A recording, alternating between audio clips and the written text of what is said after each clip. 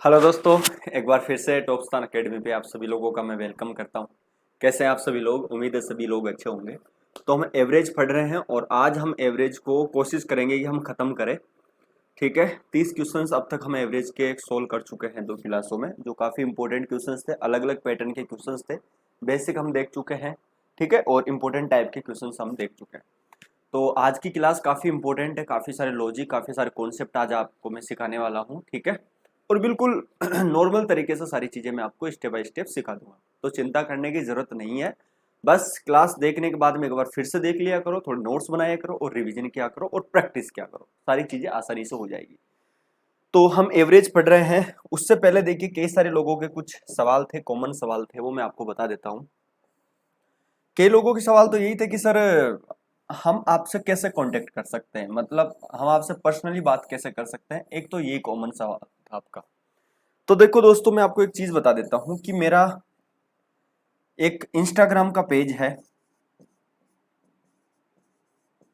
मेरा एक इंस्टाग्राम का पेज है और उसका जो नाम है मैं आपको बता देता हूं, हेमराज। देखो ध्यान से, ध्यान स्पेलिंग का विशेष ध्यान दीजिएगा। फिर देखिए डी, फिर यहाँ पे 8, फिर ARY। ठीक है, आप कैसे भी लिख देना, हेमराज CHOUD 8 फिर ARY। ये आपको जब आप इंस्टाग्राम पे सर्च करेंगे तो मैं आपको वहां पे मिल जाऊंगा। आप अपना पर्सनली मैसेज मुझे यहाँ पे छोड़ सकते हैं, टाइमली मैं रिप्लाई दूंगा। बाकी एकेडमी के जितने भी पेज हैं वहां पे आपको मैं रिप्लाई देने की पूरी कोशिश करूंगा टाइमली। ठीक है, फेसबुक पेज पे भी आप छोड़ सकते हैं, इंस्टाग्राम पेज भी छोड़ सकते हैं। बाकी एकेडमी के जितने भी सोशल मीडिया के जो पेज बने हुए हैं वहाँ पे आप अपने मैसेज को छोड़ दीजिए, टाइमली में रिप्लाई दूंगा, या फिर आप यहाँ पे छोड़ सकते हैं। ठीक है, दूसरी चीज देखिए, कई सारे लोग जो हैं भाई अभी कई सारे फेसबुक पेज को भी अभी फॉलो नहीं कर रहे हैं, नहीं जुड़े हुए हैं, वहाँ पे कई सारे क्वेश्चन डाले जा रहे हैं। ठीक है, टेलीग्राम पे भी डाले जा रहे हैं, और एप्लीकेशंस को तो स्पेशली आप डाउनलोड कर ही लो भाई। ठीक है, ऐप जो एप्लीकेशंस है, टॉपस्तान एकेडमी का जो ऐप है, इसको आप कृपया करके डाउनलोड कर ले, आपके लिए फायदे में ही रहेगी। ठीक है भाई, चलो तो आगे बढ़ जाते हैं और शुरू कर देते हैं आज की चीजें। देखो मैथ बहुत इंटरेस्टिंग टॉपिक है, बस हम वो हमारा नजरिया होना चाहिए कि हम इसको किस तरीके से लेते हैं। बाकी बहुत इंपॉर्टेंट है और शानदार सब्जेक्ट है मैथ, बस समझने का एक तरीका होना चाहिए। देखो भाई, मैं लास्ट में एक क्वेश्चन सोल्व करवा रहा था और कई बार दिमाग इतना हैंग हो जाता है कि क्या बताएं आपको। आप भी जब नहीं बताते हो कुछ क्वेश्चंस कि सर आपसे ये मिस्टेक यहाँ पे हो रही है हल्की सी, आप नहीं बताओगे। ये जो मैंने क्वेश्चंस करवाया था, ये 29वां क्वेश्चन कराया था पिछली क्लास में, और मैंने देखो क्वेश्चन पढ़ो कि 5 वर्ष पहले ABCD, 5 वर्ष पहले ABCD की औसत आयु कितनी थी? 45। जब 45 थी और बंदे हैं 4, तो हमने फिर 5 से गुणा क्यों किया? इसी वजह से तो हमारा आंसर नहीं आ रहा था वो। ठीक है, तो इसको देखो कैसे कर रहा है, मैं आपको बता देता हूं। जब ये 4 से गुणा होना है तो ऑटोमेटिकली जो चीजें हैं वो आ जाएगी, फिर टेंशन लेने की जरूरत नहीं है। देखो कैसे करना है। अब देखिए भाई, 4 व्यक्ति हैं, A, B, C और D। अब ये जो 4 व्यक्ति हैं, इनकी जो 5 वर्ष पहले जो औसत आयु थी वो थी इनकी 45। ये 5 वर्ष पहले की बात हो रही है जी, 5 वर्ष पहले की बात है। अगर मैं इनकी टोटल आयु देखूं 5 वर्ष पहले, तो वो कितनी हो जाएगी? तो आप कहेंगे सर ये 180 हो जाएगी। हम क्या कर रहे थे, इसको 5 से मल्टीपल कर रहे थे, जो गलत था। तो इसको हमें 4 से तो करना है, तो हो कितनी गई? 180। अब ये जो है, आपको पता है ये 5 वर्ष पहले की है, मैं इसको प्रेजेंट में लेके आऊंगा। प्रत्येक बंदों की अगर मैं 5 5 जोड़ूंगा तो 4, टोटल 20 वर्ष जुड़ जाएगी। तो अगर मैं इनको प्रेजेंट में लेके आऊं, तो प्रेजेंट में लेके आने के लिए मुझे कितना जोड़ना पड़ेगा? 20 वर्ष जोड़ना पड़ेगा। क्यों? क्योंकि ए की भी 5 वर्ष, बी की भी 5 वर्ष, सी की भी 5 वर्ष, डी की भी 5 वर्ष। ये 5 वर्ष पीछे है, इनको प्रेजेंट में आज यहाँ ले आए थे हम। ठीक है, ये यहाँ है पास्ट में, इनको यहाँ लाने के लिए चारों को सबकी 5 5 जोड़नी पड़ेगी ना, इसलिए 20 जोड़ दिए, तो हो कितनी गई? 200। अब मेरी बात को ध्यान से समझना। अब क्या हो रहा है कि जब ये सम्मिलित हो जाता है तो पांचों की औसत आयु 49 वर्ष हो जाती है।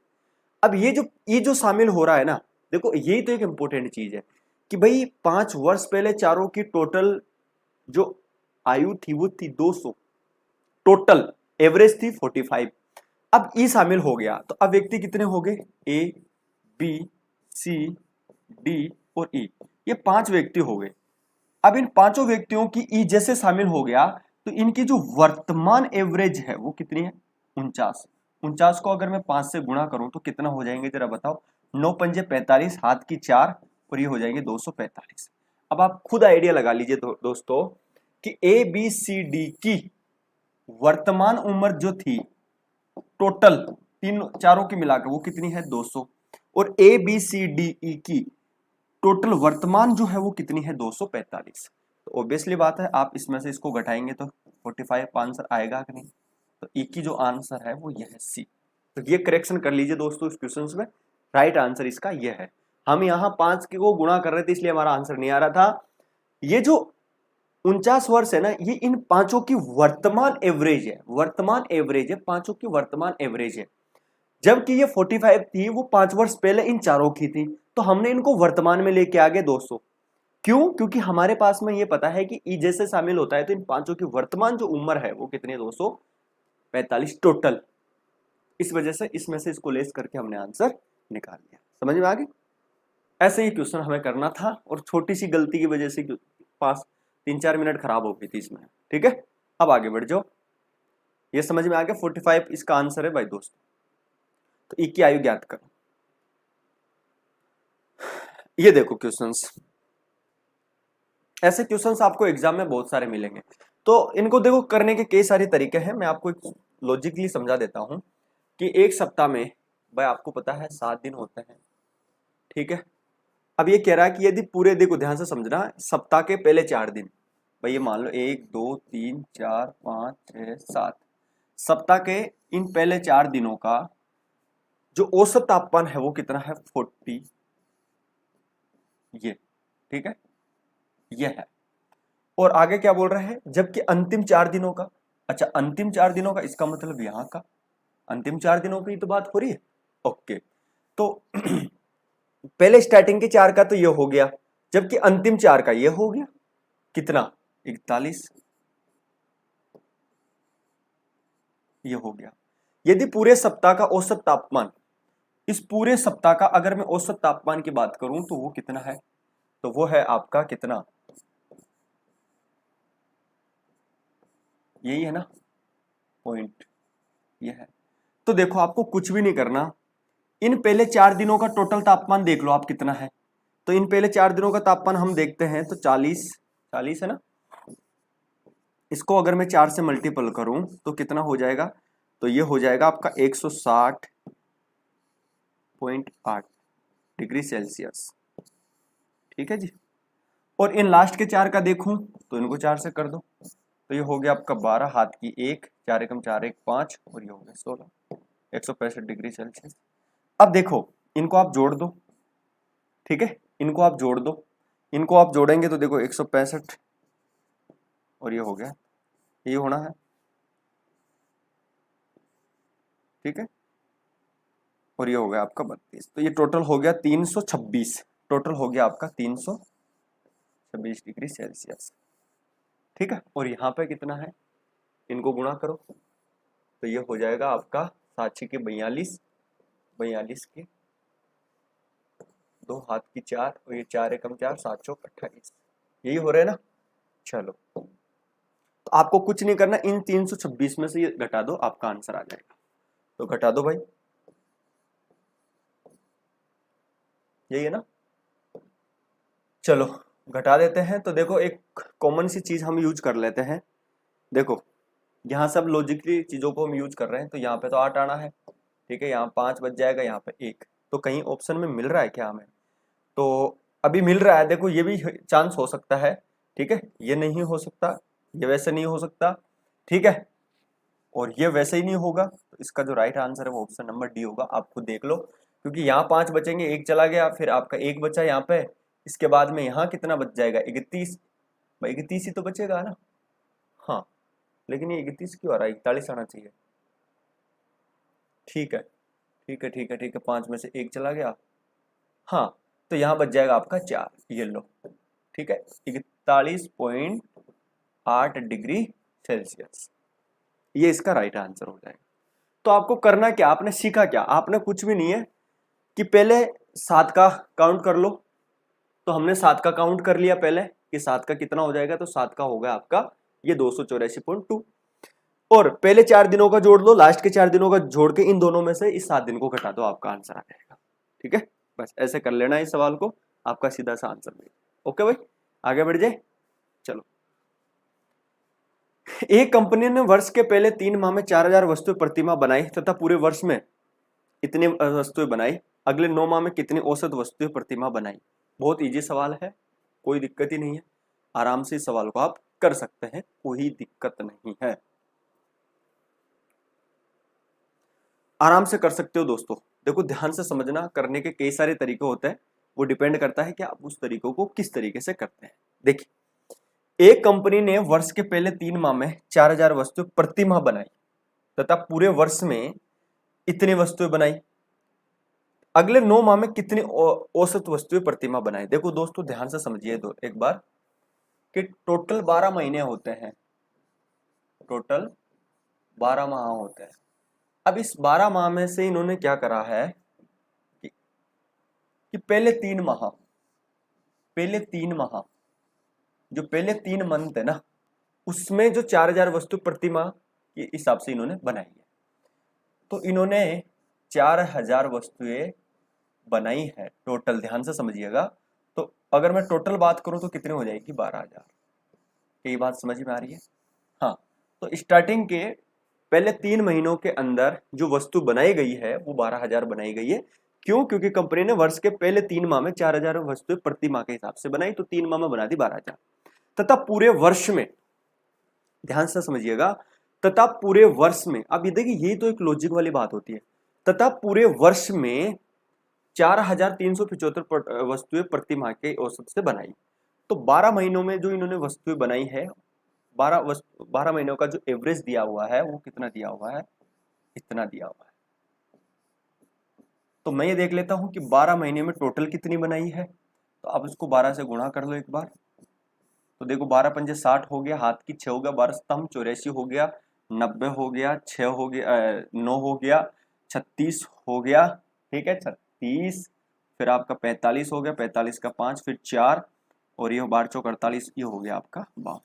तो मैं ये कह सकता हूँ कि 12 महीने में जो कंपनी ने जो टोटल वस्तुएं बनाई है वो बनाई है आपकी ये इतनी, ठीक है, इतनी वस्तुएं कंपनी ने बनाई है। क्या ये बात समझ में आ गई क्या आपको? ओके, अब देखिए आपसे पूछा क्या है, प्रतिमाह के औसत से बनाए, अगले 9 माह में कितनी औसत वस्तुएं प्रतिमाह के हिसाब से बनाई। अब आप खुद ये देखिए कि टोटल 12 महीने में बनाई है इतनी, पहले 3 महीनों में बनाई है इतनी, तो ऑब्वियसली बात है कि ये 12 महीनों की, ये 3 महीनों की, बाकी जो बची होगी वो 9 महीने में बनाई होगी, तो आप घटा दो इसमें से। तो देखिए आप इसमें से घटाएंगे तो ऑब्वियसली बात है ये कितने बच जाएंगे, ये बच जाएंगे आपके, ये घटा दिया तो ये 12000 गया, तो आपका बच जाएगा 40500, यही बचेगा भाई, कोई और ज्यादा बचेगा, 40500। अब ये जो 40500 है ये 9 महीने के अंदर बनाई गई है, 9 महीने के अंदर बनाई गई है। तो आपको औसत चाहिए, आप औसत के लिए इसमें क्या कर दो, भाग दे दो, मैं इसमें 9 का भाग दे देता हूं, 9 का भाग देते हैं। तो देखिए 9 चौक 36, 9 चौक यहां कर लेते हैं, 9 चौक 36, फिर कितना बच गया भाई, 4 बच गया, फिर ऊपर से 5 उतारा, 9 पंजे 45, यानी 45 आना चाहिए हमारे आंसर। तो आंसर सीधा सीधा कितना है, ये answer, option number A is correct. ठीक है, तो इस तरीके से इस क्वेश्चन को आप आराम से कर सकते हैं। अगला देखो,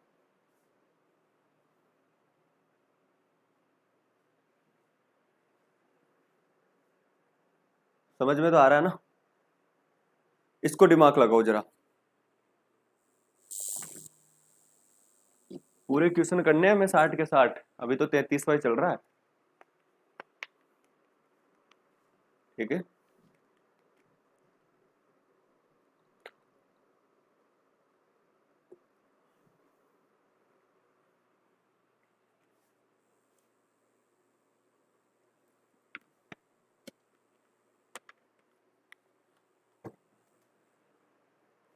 इसको करो भाई, देखो ये भी इजी सवाल है, इसमें कोई दिक्कत नहीं है, मैं आपको क्या बता रहा हूं, रटने की जरूरत नहीं है, ओनली कॉन्सेप्ट सीखना है, सारी चीजें आसानी से हो जाएगी, रटने की कोई जरूरत नहीं है। देखो भाई कैसे, किसी समिति के 10 सदस्यों की औसत आयु आज भी उतनी है जितनी ये 2 वर्ष पूर्व थी। अब देखिए भाई, हम थोड़ी देर के लिए सपोज करते हैं कि कोई समिति में 10 सदस्य हैं और उनकी कोई औसत रही होगी 2 वर्ष पहले, वो हम मान लेते हैं कि कुछ भी XYZ हमने मान लिया कि वो X Y थी। आज अगर मैं वर्तमान की बात करूं तो उन्हीं ही 10 कंपनी की जो है वो हमने थोड़ी देर के लिए मान ली X। सपोज मैं आपको समझाने के लिए, समझ में आ रही बात, किसी समिति के 10 सदस्यों की औसत आयु आज भी उतनी है जितनी ये 2 वर्ष पूर्व थी। अब देखो 2 वर्ष पूर्व थी, सोचो थोड़ी देर के लिए, वो इतनी थी, आज भी कितनी है वो, आज भी वो इतनी ही है। अब इसको अब समझ में आएगा आपको, ठीक है, आज भी कितनी है वो उतनी है। अब ये उतनी क्यों है, क्योंकि एक अधिक आयु वाले सदस्य को एक नवयुक्त सदस्य द्वारा बदला गया है। पुराने सदस्य की तुलना में नए सदस्य कितना छोटा है। अब मुझे एक चीज समझाइए आप भाई, एक चीज बताओ, अगर ये व्यक्ति नहीं बदलता, सोचो थोड़ी देर के लिए, ये जो व्यक्ति पुराना व्यक्ति इसके अंदर ग्रुप में था, अगर ये नहीं जाता और सपोज अगर ये चल भी जाता तो इसकी एज का ही अगर व्यक्ति यहाँ पे आ जाता तो क्या औसत चेंज होता, क्या औसत कुछ अलग होता, औसत कुछ होता भाई, औसत होता ना, कुछ तो होता। समझ पा रहे हैं, मेरी बात को समझने की कोशिश करना। अगर ये जो नया वाला व्यक्ति है, अगर ये उतना ही वजन का होता जितना पुराना वजन का है तो औसत कुछ ना कुछ होता।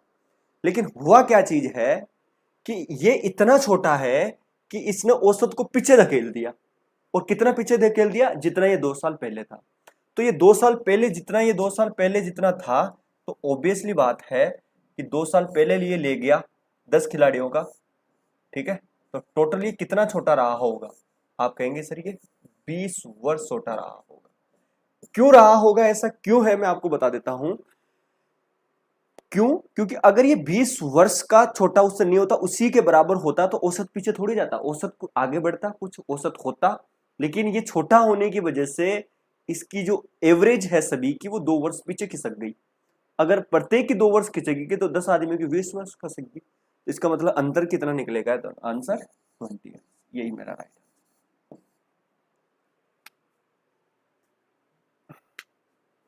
ये लॉजिक बेस्ड सवाल होते हैं, इनको थोड़ा सा तरीके से सोल्व करना होता है। आगे देखिए,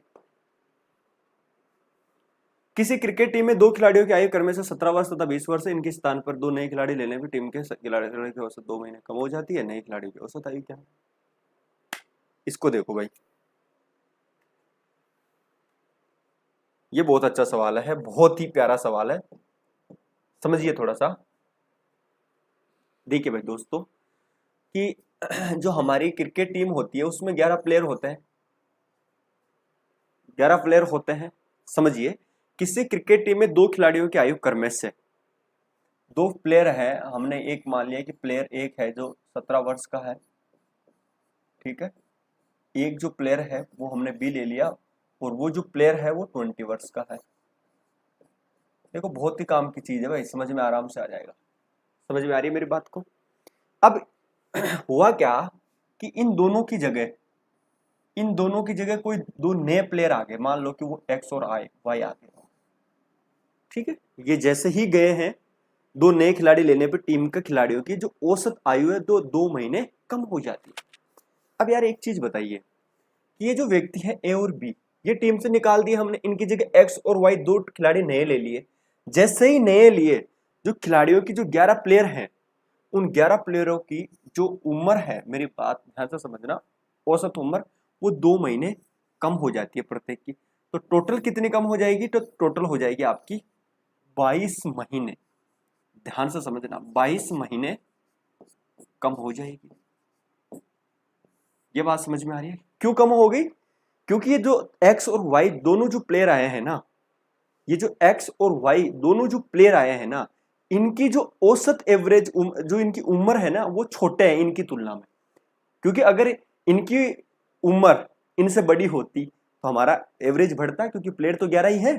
या फिर इनके बराबर भी होती तो एवरेज कम थोड़ी होता, उतना ही रहना चाहिए था। लेकिन ये जैसे ही गए दूसरे नए आए, हमारा जो औसत है वो 2 महीने कम हो गई। इसका मतलब इनकी उम्र छोटी है, इनकी उम्र छोटी है। अच्छा, कितनी छोटी है वो हमें पता चला कि वो छोटी है जी 22 महीने छोटी है दोनों की। मैं दोनों की मिला के बता रहा हूं, दोनों की 22 महीने छोटी है। तो टोटल अगर मैं बात करूं तो 37 वर्ष होते हैं यहाँ पे। कितने होते हैं? 37 वर्ष। देखो सुविधा के लिए मैं इसको थोड़ी देर के लिए महीने में बदल लेता हूं। अगर मैं इसको महीने में बदलूं, थोड़ी देर के लिए सोचिए, महीने में बदल लेता हूं, तो महीने में बदलने के लिए मैं 12 से गुणा करता हूं, तो 12 84 हो गया, ठीक है। 8 हाथ की 8 हो गई, फिर ये हो गया 36 और ये हो गया आपका 44। तो मैं कह सकता हूं कि इन दोनों की जो व्यक्ति गए हैं ना, उनकी टोटल उम्र महीने में कितनी थी, दोनों को मिलाकर मैं बात करूं तो 444 महीने। अब ये जो दोनों नए प्लेयर आए हैं, इनकी उम्र इनसे 22 महीने कम है। तो कम है तो हम घटा देते हैं एक बार, ठीक है। 22 महीने घटा दिया तो देखिए 2 2, ठीक है, और ये हो गया आपका 4। आपको बात यहां तक समझ में आई या नहीं आई? अब आपसे ये पूछा है कि नए खिलाड़ियों की औसत आयु क्या है। ये दोनों खिलाड़ियों की टोटल आयु है, दोनों खिलाड़ियों की ये टोटल आयु है। ये बात आपको समझ में आनी चाहिए। अब देखिए मेरे दोस्तों, मेरी बात को ध्यान से समझना कि 422 महीने दोनों प्लेयर की आयु है आज की डेट के अंदर। अब हमें औसत चाहिए, तो पहले हम एक काम कर लेते हैं, इसको बदल लेते हैं महीने को ही, फिर हम इसको वर्ष में बदल लेंगे तो ये हो गया आपका 21 और ये हो गया 211 महीने। ठीक आ रहा है क्या? 211 महीने, ठीक है, यही है। अब 211 महीने को हमें बदलना है किसमें? साल में। तो भाई कितने होते हैं जरा देखो, 12 का भाग दो इसके अंदर। अगर मैं इसके अंदर 12 का भाग दूंगा तो देखिए 12 एकम 12, ठीक है। फिर कितने बच गए? तो आएगा तो 12 स्तंभ 84, कुछ तो कुछ गलती हुई है, इसको करूंगा तो देखो, अच्छा 12 स्तंभ जो 12 की 72, 8 भारतीय 36, 36 और ये तो ठीक है 44, ठीक है। ये कम है 22 महीने, घटा दिया 2 2 2, ठीक है। अब मैंने भाग दिया तो 211 आ गए। अब इसको मुझे साल में बदलना है। साल में बदलने के लिए 12 का भाग दे रहा हूँ। अच्छा 12 का भाग दे रहा हूँ, सोल्व करो कितने आ जाएंगे भाई, ये तो फिर दिक्कत। देखते हैं, चलो काट लो, फिर आंसर तो आना ही है। तो अब कितने बच गए? तो ये आपके बच गए देखो 9, हो गए कितने? 91। हाँ सही है, 12 स्तंभ 84। तो अब कितने बच गए? अब बच गए आपके 7 महीने। तो 17 साल और 7 मंथ, 17 साल और 7 मंथ, ये उनकी औसत आयु आ जाएगी। Option number B is correct, ठीक है। इस तरीके से कर लो, सुविधा के लिए आपके लिए आसानी होगी, ठीक है भाई। तो ये था ये सवाल, जो काफी इंटरेस्टिंग सवाल था। ऐसा सवाल एग्जाम में पूछ लिए जाते हैं, तो इस तरह से जितना शॉर्ट बना के फटाफट से आप सोल्व कर लोगे, कोई दिक्कत नहीं, ठीक है भाई दोस्तों। आप चाहो तो यहीं से भी इसको चेंज कर लेते, ठीक है। फिर लेकिन वो फिर होता क्या चीज है कि इसको काटने में सर 27 वर्ष 37 वर्ष को और फिर कैसे कम करेंगे, ये महीने में ये वर्ष में, इस तरीके से फिर आप ज्यादा उलझ जाओगे। तो जितना शॉर्ट है मैंने आपके हिसाब से इसको बता दिया है।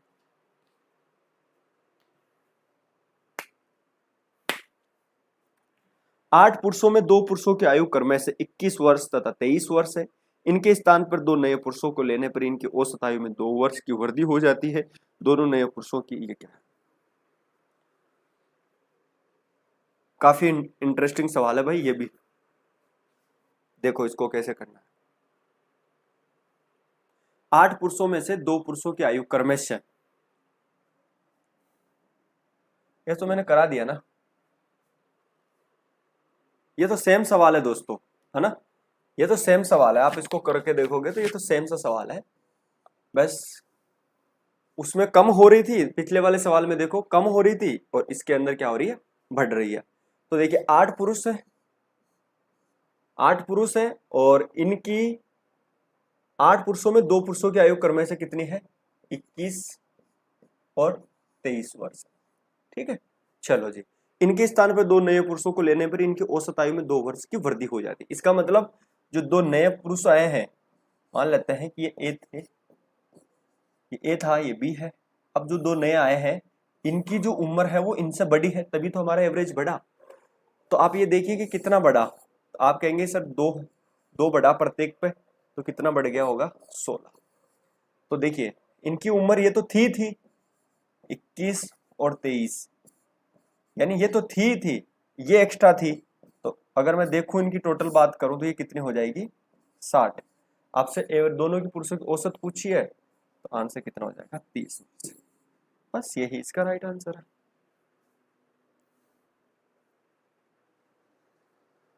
ठीक है दोस्तों, इस तरीके से आप इस क्वेश्चन को कर सकते हैं, कोई दिक्कत नहीं, आराम से क्वेश्चन बनेगा, टेंशन लेने की कोई जरूरत नहीं है। ठीक है, चलो आगे देखते हैं। ये काफी मजेदार सवाल है भाई, ये काफी मजेदार सवाल है, करो इस सवाल को सभी सभी करो।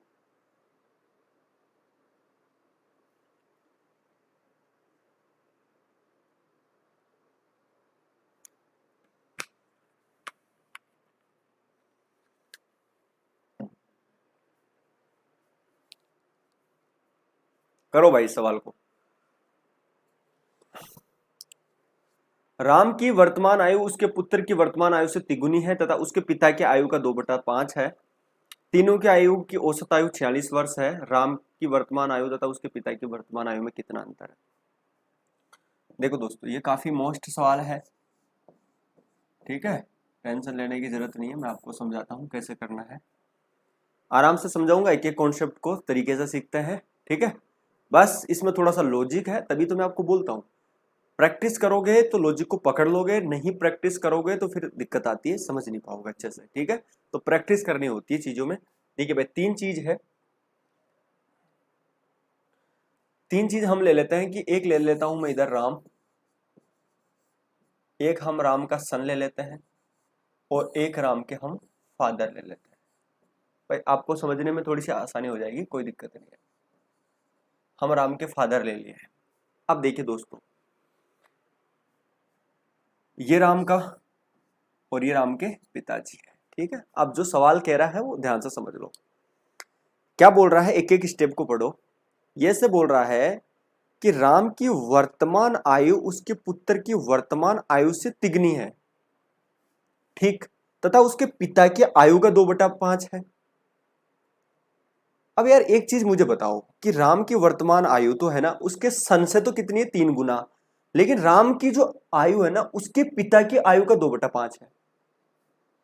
यानी इस राम की आयु इससे तो 3 गुनी है, इसके बेटे से तो 3 गुनी है, लेकिन इसके फादर से 2/5 है। अगर मुझे एक चीज बताओ, अगर फादर से 2/5 है तो हम थोड़ी देर के लिए सोचते हैं कि फादर की 5 है, राम की 2 है, लेकिन अब इस 2 जो है ये राम की हो गई, लेकिन ये 2 इस सन का 3 गुना होना चाहिए, लेकिन अब इसको कैलकुलेट करने में बड़ी दिक्कत आ रही है। तो मैंने क्या करा, मैंने ऐसा कर लिया कि मैंने इसको ऊपर नीचे 3 से गुणा कर दिया। इसको मैंने ऊपर नीचे 3 से गुणा करा तो मैंने इसको बना दिया ये। अब देखिए इसके पिता की उम्र जो मैंने ले ली वो तो ले ली मैंने 15, और राम की ले ली मैंने 6। अब ये राम की जो उम्र है ना ये 6 इसके सन से 3 गुनी है, बोल रहा ना, उसके पुत्र की वर्तमान आयु से 3 गुनी है, इसका मतलब इसके पुत्र की आयु कम से कम 2 रही होगी, तभी तो इसका 3 गुना 6 हो गया। तो यहां से हमें ये पता चल गया ना, ये लो ये रेशियो हमें इनका मिल गया, इस तरह से हमने कर लिया इसको। ठीक है, अब आगे देखो, तीनों की औसत आयु 46 है। अगर तीनों की आयु 46 है तो मैं एक बार टोटल निकाल लेता हूं, तीनों की कितनी होनी है, तो 18 हो गया, 12 और 1 13 हो गया। ठीक है, 138 वर्ष हो गई। तो ये जो 138 वर्ष हैं ये इनके बराबर होगी टोटल, तो ये कितना होगा 23 के बराबर हो जाएगी। तो ये कितने हो जाएगी भैया, 17 और 6 कितना होगा 23। तो देखो ये कितनी बार गया होगा, ये गया आपका 6, तो मैं कह सकता हूं कि एक की वैल्यू कितनी आ गई 6। आपसे पूछा क्या है, आपसे पूछा है कि उसके पिता की वर्तमान आयु में कितना, राम की वर्तमान आयु और उसके पिता की वर्तमान आयु में कितना अंतर है, तो आप यहीं से निकाल लो अंतर, कितना अंतर है जी। तो आप कहेंगे सर अंतर तो पा रहा है 9 का, तो 9 को गुणा कर दोगे तो आंसर आ गया आपका 54 वर्ष। ऐसे कर लोगे, ठीक है। तो तो आसानी से क्वेश्चन को उड़ाओगे, कोई टेंशन लेने की जरूरत ही नहीं है। इसको करो।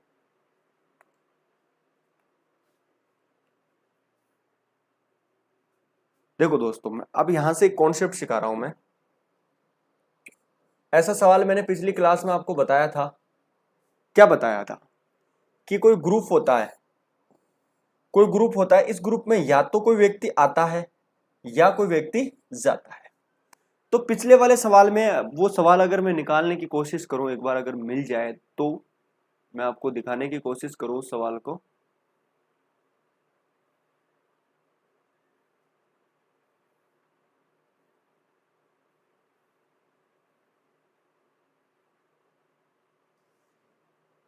शायद शायद शायद मिलेगा कहीं तो।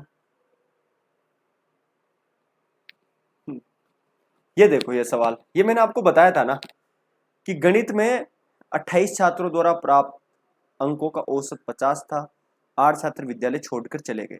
जैसे ये 8 विद्यार्थी छोड़कर चले जाते हैं तो यहाँ पे इनका जो औसत है वो अगर वृद्धि हो रही है तो हम यहाँ पे माइनस करते हैं, घट रही होती है तो हम यहाँ पे प्लस करते हैं। कब? जब विद्यार्थी छोड़ के चले जाते हैं।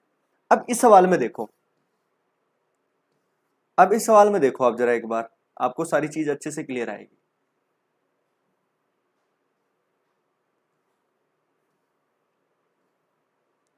अब इस सवाल में देखिए एक बार, नए विद्यार्थियों के प्रवेश करने के उपरांत। तो अब इसमें आपको सारी चीजें अच्छे से समझ में आएगी। कैसे? कि जी भैया, हमारे पास में 40 स्टूडेंट थे, उनका औसत जो था वो कितना था? 15 था। 40 विद्यार्थियों का जो औसत था वो 15 था। अब हुआ क्या है कि 10 नए विद्यार्थी आ गए। तो नए विद्यार्थी आ गए, इसका मतलब विद्यार्थी आए हैं हमारे पास में, वो भी कितने? 10। तो हुआ क्या है कि प्रवेश करने पर उपरांत औसत आयु में इतने की वृद्धि हो गई। इतने की वृद्धि होने का क्या मतलब हुआ कि वृद्धि होगी हमारी 0.2 की। आज हमारा औसत हो गया इनका ये। समझ में आ रही है? अब मुझे एक चीज समझाते हैं आपसे, अब मैं ध्यान से समझ लीजिएगा। तो औसत उम्र जो है वो इतनी बढ़ गई, इतनी हो गई। तो ये जो फर्क पड़ेगा 40 पे, और इसका जिम्मेदार कौन हो रहे हैं? मतलब ये किन की वजह से? इन 10 की वजह से। तो मैंने इनको कैलकुलेट किया, काटा, ठीक है, तो ये हो जाएगा आपका 0.8। अब मुझे एक चीज समझा दी है, यहाँ पे समझिए कि अगर ये 0.8 जो आया है, पहले चीज तो ये देखो कि ग्रुप में विद्यार्थी आए हैं ना। हाँ, आए हैं। आए हैं इसका मतलब यहां पर कोई दूसरी कंडीशन बनेगी। अगर ये विद्यार्थी चले जाते ग्रुप छोड़ के, अगर विद्यार्थी ग्रुप छोड़ के चले जाते तो उस केस के अंदर दो कंडीशन बनती है, या तो औसत बढ़ता है या औसत घटता है। बढ़ता है औसत यहां पे तो हम यहां पे घटाते थे, ठीक है, और अगर यहां घटता है यहां पे हम बढ़ाते थे। ऐसा होता था ना, अगर औसत बढ़ रहा था पूरा तो हम यहां पे घटाते थे, और अगर ऑलरेडी घट रहा है तो यहां पे हम बढ़ाते थे। कब? जब कोई विद्यार्थी ग्रुप छोड़ के चले जाते हैं। लेकिन इसके अंदर उल्टा हो रहा है। क्वेश्चन ध्यान दे लीजिए, ये क्वेश्चन स्पेशल क्वेश्चन है। लेकिन अब इसमें क्या हो रहा है? इसमें उल्टा काम हो रहा है कि ग्रुप अब ज्वाइन कर रहे हैं। तो ज्वाइन कर रहे हैं तो अगर कोई हमारी जो बढ़ रही है, औसत बढ़ रही है, तो हम यहां भी जोड़ेंगे, और अगर घट रही है तो घटा देंगे। इसमें सीधी सी काम है, उसमें उल्टा था, इसमें सीधा है। तो देखिए, आप खुद देखिए कि औसत का जो है वो कितना है? 0.8। बस जोड़ दो आप, क्योंकि हमारी औसत भी बढ़ी है ना, अगर घटती तो हम घटाते। तो ये आपका हो जाएगा 16। यही इसका राइट आंसर। तो इन 10 विद्यार्थियों का जो एवरेज है वो कितना है? 16। यही हमारा राइट। इसको बारी बारी से देखना आप सवाल को। ये काफी इंपॉर्टेंट सवाल है दोस्तों। इसमें कुछ भी नहीं करना था कि एक तो ग्रुप को ज्वाइन करना होता है, एक ग्रुप को लेफ्ट करना होता है। अगर मान लो कोई ग्रुप को छोड़ के चला गया और यहाँ पे फिर यहाँ पे छोड़ के चला गया, पहले तो यहाँ देखो, अगर ग्रुप को छोड़ के चला गया तो अगर हमारा औसत बढ़ रहा है तो हम यहाँ पे क्या करते थे? माइनस कर रहे थे। अगर हमारा औसत घट रहा था तो हम यहाँ पे प्लस कर रहे थे, जब कोई छोड़ के चला जाता है। लेकिन अगर कोई ग्रुप में आता है तो यहाँ बढ़ रहा है तो हम यहाँ जोड़ते हैं, यहाँ घट रहा है तो हम यहाँ घटाते हैं। इसमें सीधा होता है, सिंपल। तो इसका आंसर हो जाएगा ये। फिर से देख लेना उस सवाल को और इस सवाल को। ये देखो, इसको करो भाई, ये भी आसान सवाल है, करो भाई इसको।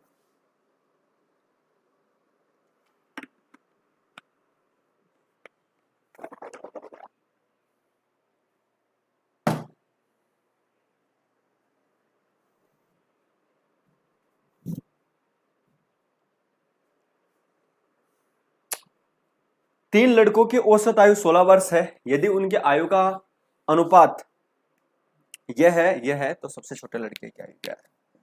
इसमें तो देखो सीधी सी बात है कि 3 लड़के हैं, हमने मान लिया कि भाई बॉयज फर्स्ट है, या पहले ऐसे कर लो 1 2 और 3, ये 3 लड़के हैं और उनकी आयु का जो अनुपात है वो 4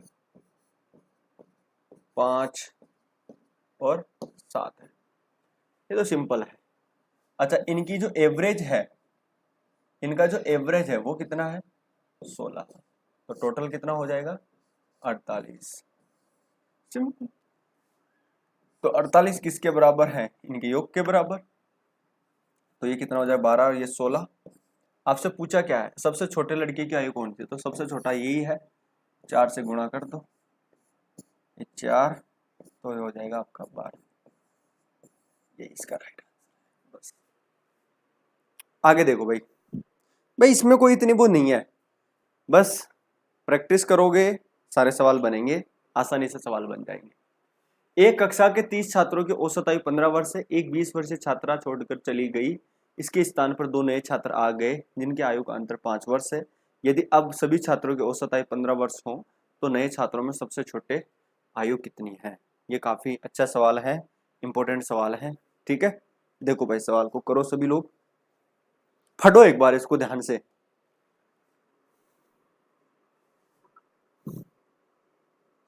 ध्यान से पढ़ो एक बार।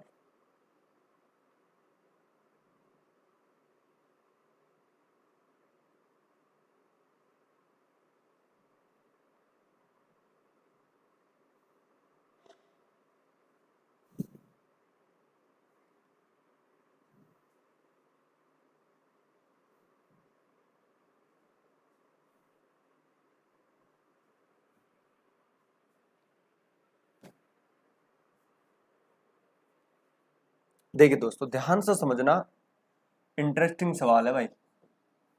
देखिए बहुत अच्छा सवाल है। एक कक्षा के 30 छात्रों की औसत आयु 15 वर्ष है।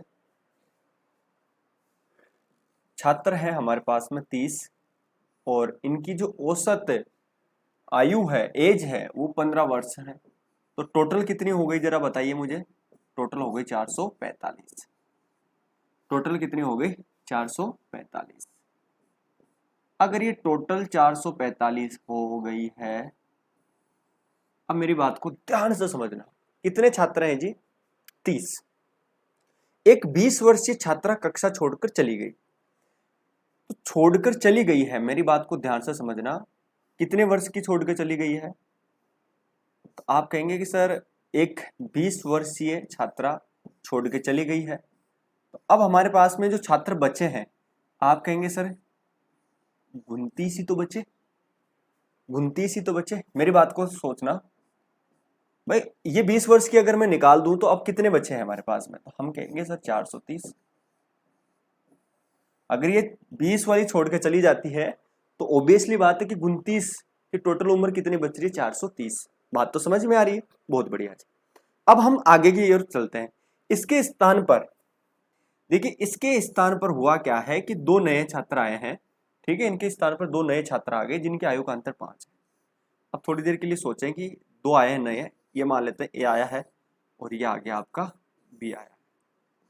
ठीक है जी, देखिए इनके आयु का अंतर कितना है? 5 है। तो हम थोड़ी देर के लिए मान लेते हैं कि ये है। कोई फर्क है क्या? कोई फर्क नहीं है भाई। इनकी आयु हम मान लेते हैं। अंतर का मतलब क्या होता है? आप समझ पा रहे हैं कि एक ज्यादा है और एक कम है, यही तो मतलब होता है अंतर का। मेरी बात समझ पा रहे हैं? अंतर का मतलब क्या हुआ? अंतर का मतलब हुआ कि अगर एक को हम x मान लेते हैं तो दूसरा क्या होगा? अंतर का नहीं समझ में आ रही है आपको? देखो यही तो समझना होता है। अगर मान लो कि मैं एक को 20 मान लेता हूं, थोड़ी देर के लिए सोचो, और एक को मैं 15 मानता हूं, तो देखो इनका अंतर कितना दिख रहा है आपको? अंतर कितना दिख रहा है? तो आप कहेंगे सर ये। तो इसका लिखने का तरीका, अगर हम x माने तो हम इनका अंतर कैसे ले सकते हैं? आप कहेंगे सर ये। अगर एक को हम x ले ले तो दूसरे की आयु कितनी हो जाएगी? x माइनस 5 हो जाएगी। क्यों? क्योंकि अंतर कितना है? 5 का। देखो अगर मैं इसको 20 लूं तो इसमें से 5 घटा दूंगा तो कितना आ जाएगा? 15। अब देखिए 20 और 15 का अंतर 5 है। तो ये समझाने की कोशिश कर रहा हूं। तो मैं ये सोच लेता हूं कि एक की मैंने मान लिया, इसकी उम्र मैंने मान ली, ये दूसरे वाले की कितनी हो जाएगी, x-5। ये मैं आपको समझाना चाह रहा हूं, ठीक है। चलो जी, अगर ये हो गई, अब मुझे एक चीज समझा दीजिए कि अब आज की डेट के अंदर हमारे पास में छात्र कितने हो गए जी। आज की डेट में सर हमारे पास में छात्र 1, 2 और 29 ही है। टोटल छात्र कितने हो गए, 31। अब इस 31 छात्रों में ये x भी शामिल है, x-5 वाला भी शामिल है, ठीक है। और ये 430 ये है। तो मान लेते हैं कि एक की आयु x है, एक की आयु x-5 है। समझ में आ रहा है। तो अगर मैं टोटल देखूं तो इन 31 छात्रों की आज की डेट में जो औसत आयु है वो कितनी है, 15 वर्ष है, ठीक है। 15 वर्ष है ना।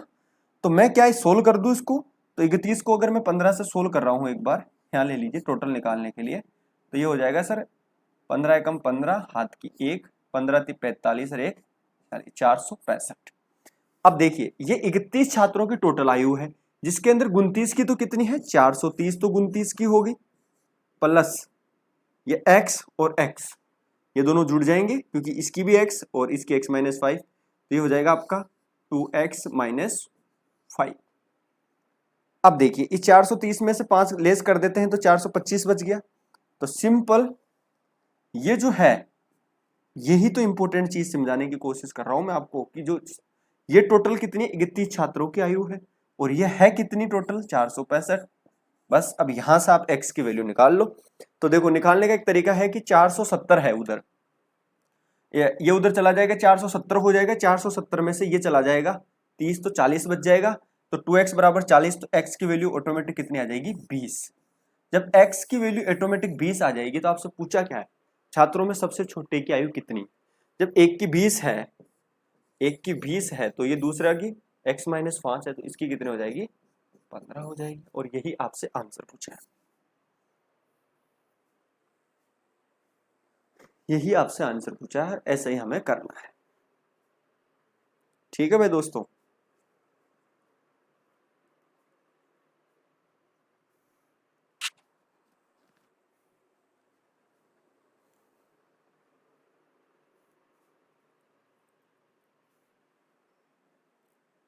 आ गया समझ में। चलो आगे चले। देखो दोस्तों इसमें थोड़ा सा हम सही कर ले क्वेश्चन को, ठीक है। हम इसमें थोड़ा सा सही कर लेते हैं। क्या कर लेते हैं, देखो इसमें ये बोल रहा है कि जाने वाले का, आप ये कर लीजिए, तो नए लड़के का नहीं, जाने वाले लड़के का कर लो आप। जाने वाले लड़के का, जाने वाले लड़के का बाहर कितना है, इतना कर लो। तो यहाँ पे ओल्ड बॉय कर लो आप। क्यों, क्योंकि 56 किलोग्राम भार वाला नया लड़का समूह में सम्मिलित हो गया। जो आया उसका तो हमें पता है, तो जाने वाले का पता करना है हमें तो, ठीक है। तो इस तरह से अब देखो इस सवाल को, देखो ध्यान से समझना, और इंपॉर्टेंट सवाल है, कुछ भी नहीं है। क्या कह रहा है कि 8 लड़कों के समूह में से एक लड़का चला गया। बस समूह था कितने का, 8 का। एक लड़का चला गया, मेरी बात को ध्यान से समझना। अब कितने हो गए जी, 7 हो गए। लेकिन ये जो गया है ना, इसका हमें भार का नहीं पता। ये गया है, इसके हमें भार का नहीं पता, लेकिन जो आया है ना उसका भार का पता है। जो आया है वो कितने का आया, 56 का। ये आके इस ग्रुप में शामिल हो गया और इसने वापस कितने लड़के कर दिए, 8 कर दिए, कर तो दिए।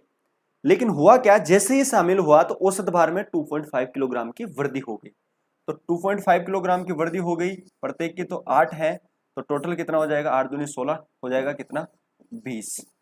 तो मुझे एक चीज बताओ कि ये 20 बढ़ा है, ये 20 बढ़ गया क्यों, क्योंकि जो नया आया है ना वो 56 किलोग्राम का है। तो अब जाने वाला जो है, ऑब्वियसली बात है, अगर वो जाने वाला भी अगर 56 का होता, सोचो थोड़ा, जो आने वाला है वो तो 56, आने वाला है वो तो कितने का है, 56 का, लेकिन जाने वाले का नहीं पता। ये 56 का आया है, इस वजह से हमारा जो औसत एवरेज है वो बढ़ गया, कितना बढ़ गया, 2.5, है ना।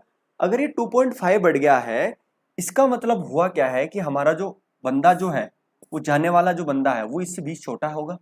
ऑब्वियसली बात है, आप इसमें से 20 लेस कर दो, इसका आंसर आ जाएगा, कितना आ जाएगा भाई, 36 हो जाएगा। बस बस इतना सा करना था इसमें, 36 kg। क्योंकि आया आते इसने भार को ऊपर कर दिया, तो टोटल कितना 20 का, तो ये 20 ज्यादा है, जो गया है उससे ये 20 का ज्यादा है, इसका मतलब जो जाने वाला है वो 36 kg का था, तो जो गया है वो 36 का, आया है 56 का। आगे देखो, ये बहुत मजेदार सवाल है, इसको करो भाई जरा,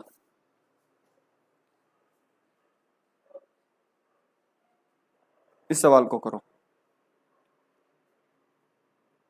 देखो दोस्तों, क्रिकेट के खिलाड़ी का 10 पारियों का कुछ औसत था, 11वीं पारी में उसने 108 रन बनाए तथा इससे उसकी औसत रन संख्या में 6 की वृद्धि हो गई। अब उसकी औसत रन संख्या कितनी है? ये काफी और इंपॉर्टेंट और दिलचस्प सवाल है। करना कैसे है कि क्रिकेट के खिलाड़ी का 10 पारियों का कुछ औसत था। देखिए दोस्तों, 10 पारियों का कुछ औसत था, हमें तो नहीं पता कि क्या औसत था।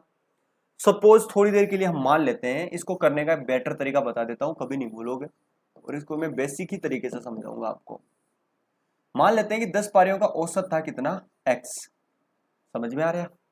अगर प्रत्येक पारी में x बनाया होगा तो 10 पारियों का टोटल कितना हो गया, 10x रन बनाए होंगे उसने 10 पारियों में। समझ में आएगा भाई, प्रत्येक पारी में x बनाए तो 10 पारियों में 10x रन बनाए होंगे। क्लियर हो गया।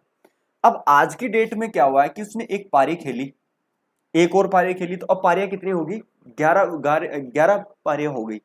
अच्छा, 11 पारी हो गई जिसमें उसने 108 रन बनाए। ध्यान से समझना, इससे उसकी औसत रन संख्या में 6 की वृद्धि हो गई। मुझे एक चीज बताओ, पहले था कितना x, आज की डेट में 6 की वृद्धि हो गई, तो हमारा जो एवरेज है वो कितना हो गया, x+6 होगा कि नहीं हुआ?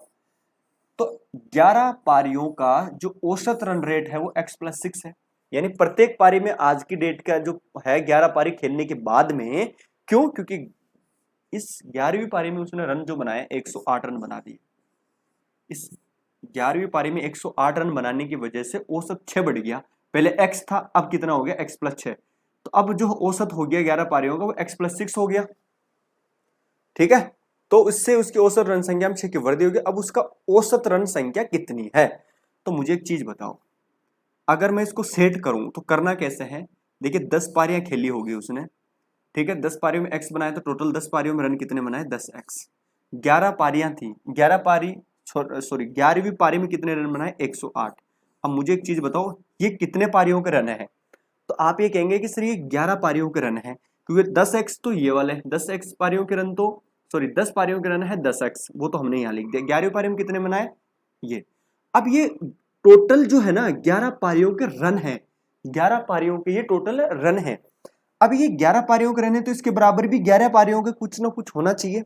तो देखो मेरी बात को ध्यान से समझो, ये 11 पारियों के रन है, और हम अगर मैं सोल्व करूं कि भाई प्रत्येक पारी का x+6 औसत है, तो 11 पारियों का टोटल रन कितना हो जाएगा, तो 11x+6 और 11, बस ये करना था, आपका आंसर आ जाएगा। क्यों? क्योंकि ये भी 11 पारियों के रन है, क्योंकि प्रत्येक पारी का औसत x+6, तो 11 पारियों के टोटल रन कितने हो जाएंगे, इतने। ये भी देखो 10 पारियों का रन है, ये 11 पारी का रन, तो ये भी 11 पारियों का रन, ये भी 11 पारियों का रन, तो यहां से हमें सोल्व करना पड़ता। अब देखिए सोल्व करो जरा, तो सोल्व करने में यहीं से कर लेते हैं, तो ये हो जाएगा आपका 11x+66, इधर हो जाएगा आपका 10x+8, 108। देखिए कुछ भी नहीं करना है, इसको उधर भेज दो, इसको उधर ले आओ, तो इधर ले आऊंगा मैं, ठीक है। तो इधर तो हमने बच गया हमारे पास में कितना, x, उधर भेज दिया, इधर ले आते हैं, तो घटा दो भाई इसमें एक बार। 108 में से 66 गया तो कितना बचेगा भाई, तो देखो 34 तो ये बच गया, और 8 वो बच गए, 42 हो गए ना। तो x की जो वैल्यू आ गई है वो कितनी आ गई, 42। अब अगर ओल्ड में उससे पूछूं कि ओल्ड रन रेट कितना था 10 पारियों का, 10 पारियों का अगर मैं औसत पूछूं तो वो तो था भैया मेरे दोस्त 42। 10 पारियों का औसत तो था कितना, 42।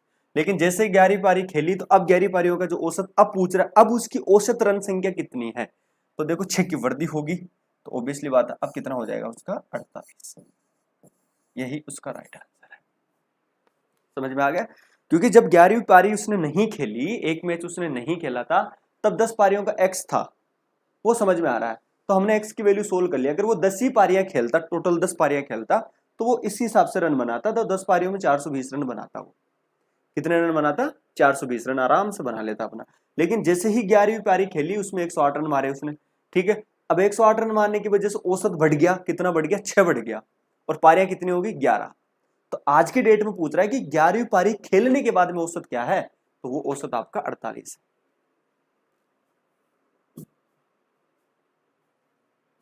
तो इसमें इस तरह से पूछेगा, आंसर आ जाएगा आपका, है ना।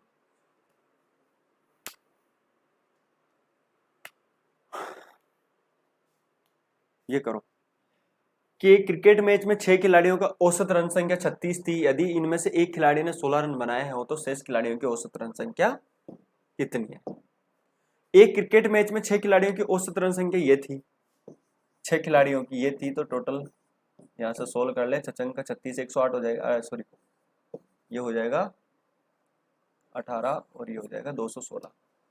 अच्छा, 6 खिलाड़ियों के ये हो गया, तो 6 खिलाड़ियों ने टोटल जो रन बनाए हैं वो ये बनाए। यदि इनमें से एक खिलाड़ी ने 16 रन बनाए, तो 16 बनाए भाई दोस्त। अब खिलाड़ी कितने हो गए? 5 हो गए आपके। तो शेष खिलाड़ियों की औसत रन संख्या कितनी थी? तो ये 200 थी, 200 बच गए अब। और ये 200 किसने बनाया होंगे? 5 ने। तो 200 में 40 का भाग 5 का भाग दे दो, आंसर 40 आ जाएगा। और ये आपसे पूछा है, सिंपल सवाल था। क्यों? क्योंकि 6 का औसत था 36, इस वजह से 6 ने रन बनाए, टोटल 216। उसमें से एक प्लेयर ने 16 रन बनाए, उसके घटा दिए, तो बच गए कितने? 200। ये 5 प्लेयर के रन है, औसत चाहिए 40 आ गया। Simple simple simple simple. Clear हो गया? देखो दोस्तों, ये भी सेम सवाल है, ये भी सेम सवाल है आपसे, ये भी सेम सवाल है। 19वीं पारी में देखो 98 रन बनाकर एक क्रिकेट खिलाड़ी की औसत रन संख्या में 4 रनों की वृद्धि हो गई। 19 पारियों के बाद उसकी औसत रन संख्या कितनी थी? ये भी इजी सवाल है, कोई दिक्कत नहीं। देखते हैं इसको कैसे करना है। थोड़ा सा अलग है लैंग्वेज में, कि 19 पारी में, देखिए 19 पारियों के अंदर उसने रन बनाए हैं, 98 रन बनाए हैं। ठीक है जी। एक क्रिकेट खिलाड़ी की औसत रन संख्या में 4 रनों की वृद्धि हो गई। जैसे ही 19 में इसने 98 रन बनाए, तो जो हमारा औसत था ना, वो 4 बढ़ गया। अब मुझे एक चीज समझ में आनी चाहिए कि सर 4 रन बढ़ गया है, इसका मतलब पहले 18 पारियां खेली होगी उसने, और उसका कुछ रन औसत रन रेट रही होगी, वो हमने एक्स मान ली। तो सेम सवाल है भाई। तो देखिए 18 पारियों का अगर एक्स माने हम औसत, तो 18 पारियों में रन बनाए होंगे उसने 18 एक्स। अब 19वीं पारी में रन बना दिए कितने? 98। तो ये 19 पारियों का रन हो गया। आज की डेट के अंदर जो उसका औसत है वो कितना हो जाएगा? तो आप कहेंगे सर एक्स प्लस 4 हो जाएगा, सेम पिछले वाले सवाल में। ठीक है, तो ये कितना हो जाएगा? तो एक्स प्लस 4 हो गया। अगर मैं एक्स प्लस 4 को 19 से गुना करता हूं, तो मुझे एक चीज बताओ, ये 19 पारियों के रन, ये भी 19 पारियों के रन, ये 19 पारियों के रन, ये भी 19 पारियों के रन। ठीक है, सॉरी, है ना। तो अब आप यहां से इसका आंसर निकालो, तो सोल्व करो जरा। तो देखो यहाँ क्या बच जाएगा, यहाँ पे 19x हो जाएगा, 19 चौक 76 हो जाएंगे, यहाँ पे 18x हो जाएंगे प्लस 98। देखो इसको उधर भेज दो, इसको इधर लिया हो आप। ठीक है, तो यहां से मैं देख पा रहा हूं, तो ये उधर चला जाएगा, तो x, और ये कितना बच जाएगा? देखिए 14, तो ये बच गया इधर से, 8 वो हो गए। ठीक है, तो 22 हो रहे हैं ना। तो x की जो वैल्यू है वो कितनी आ गई? 22। लेकिन देखिए ध्यान से समझना, 22 मत कर देना, ऑप्शन में 22 मिल रहा है आपको। ठीक है, आपसे पूछा गया कि 19 पारियों के बाद, 19 पारियां खेलने के बाद, है ना। तो इसका मतलब 19 पारियां खेलने के बाद उसका जो औसत है वो 4 बढ़ा है, तो x में 4 जोड़ दो, आंसर कितना हो जाएगा? 26। और यही मेरे राइट है।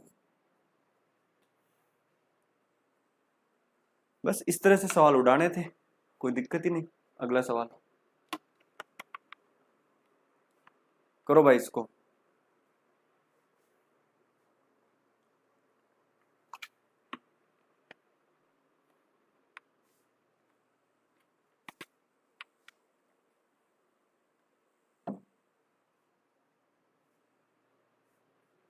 एक क्रिकेट मैच में पहले 10 ओवर में रन रेट केवल 3.2 थी।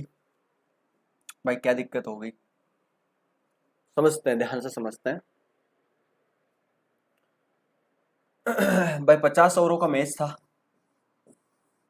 समझ पा रहे हैं। 50 ओवर में इनको रन बनाने हैं माय डियर। वो कितने बनाने हैं, 282 का टारगेट दिया भाई दूसरी टीम ने। तो भाई 50 ओवर में 282 रन बनाने हैं, बन जाएंगे। ठीक है, देखो पहले एक क्रिकेट मैच में पहले 10 ओवर में रन रेट केवल ये थी। भाई 50 ओवर खेलने हैं टीम को, पहले 10 ओवर खेले, उसमें रन रेट रही इनकी 3.2, बड़ी धीमी रन रेट रही। पावर प्ले होता है इस टाइम में तो धुआं मच जानी चाहिए थी। तो देखो ये कितना हो गया, 32। तो यार टीम ने पहले 10 ओवर में ओनली 32 रन बनाए। अभी बनाने हैं कितने थे, 282 रन बनाने हैं। तो 10 ओवर तो हमारे बीत गए। अब हमारे पास में 40 ओवर बचे हुए हैं, और हमें अभी भी टारगेट कितना बनाना है, 40 ओवरों में रन कितने बनाने हैं। तो आप इसमें से आप 32 लेस करोगे तो भाई हमारे 32 तो रन बन गए हैं स्टार्टिंग के 10 ओवरों में। इसको मिटा दूं ना थोड़ी देर के लिए, यहाँ पे लिख लो थोड़ा, 32 है ना। तो 32 आप घटाओगे तो ये हो जाएगा 0 और ये हो जाएगा 5, और अभी भी हमें 250 रन बनाने हैं, वो भी 40 ओवरों में। तो 40 ओवरों में अगर हमें 250 रन बनाने हैं तो आप खुद आइडिया लगा सकते हैं कि हमें प्रति ओवर रन क्या चाहिए। तो आप खुद भाग दे दो, ठीक है। तो इसके अंदर मैं भाग दूंगा किसका, 40 का। देखिए 1 0 से 1 0 घट गया, 6 चौका 24, फिर 1 बच गया, फिर 10 हो गया, ठीक है, फिर 2 हो गया, फिर 2 हो गया, फिर ये 5 हो जाएगा। तो आंसर हो जाएगा 6.25 की रन रेट चाहिए। ये अगर रन रेट रही प्रति ओवर तो हम मैच आराम से जीत जाएंगे भाई, ठीक है। समझ में आ रहा है मेरी बात में क्या कहना चाह रहा हूं अच्छे से। भाई 25 में ये आना है तो सीधे सीधे सोल्व कर लोगे आप। चलो भाई आगे बढ़ जाए। तो 6.25 की रन रेट हमें चाहिए मैच जीतने के लिए।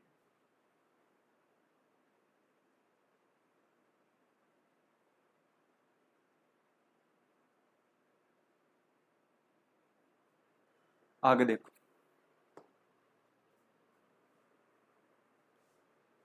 ये काफी अच्छा सवाल है भाई, इसको करो।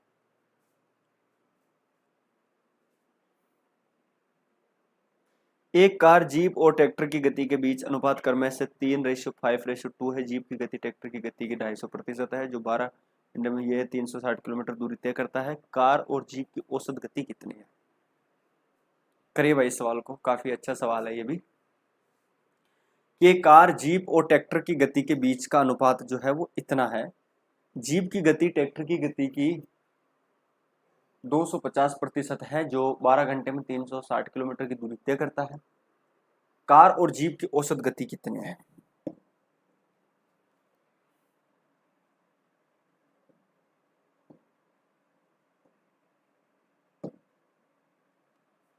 देखो एक है हमारी कार, एक है हमारी कार, ठीक है, एक है हमारी जीप,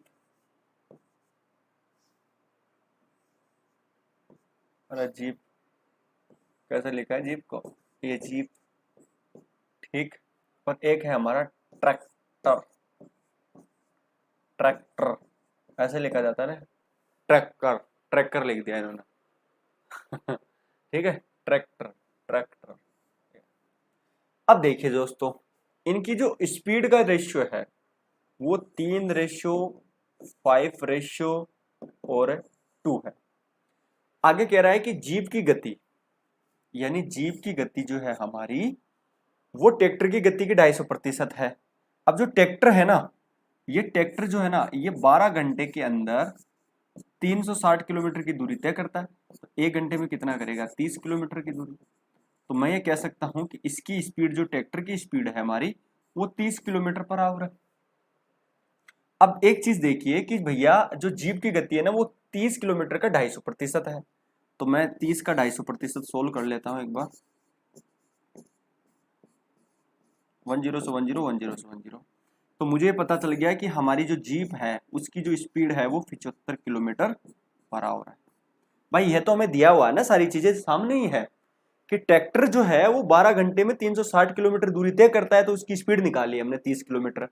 अब ट्रैक्टर की स्पीड का 250% है किसकी, कार की स्पीड, जीप की स्पीड, तो इसका 250% निकाला तो ये निकल गया। ठीक है, तो हमें पता चल गया कि जीप की स्पीड ये। आपसे पूछा क्या कार और जीप की औसत गति कितनी है, तो पहले हम जीप की तो निकालें। तो देखो 5 की वैल्यू कितनी है, 75। अगर 5 की वैल्यू 75 है तो 1 की वैल्यू कितनी हो जाएगी, 15।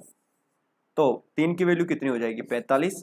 अब आपसे इन दोनों की एवरेज पूछी है, तो भैया 45 प्लस 75, 25 इसको दे दो आप तो 100 हो गए, वहां से निकाल लो बाकी। हाँ भाई 20 बच गए ना, 120 हो गया, 120 के अंदर 2 का भाग दे दूंगा, आंसर कितना आ जाएगा, 60 किलोमीटर पर आवर। यही इसका राइट आंसर है, 60 किलोमीटर पर आवर। समझ में आ गई, इस तरीके से इस क्वेश्चन को कर लो।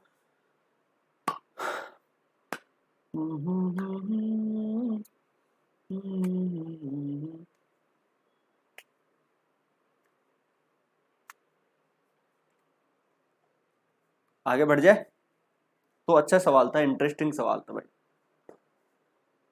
ये करो।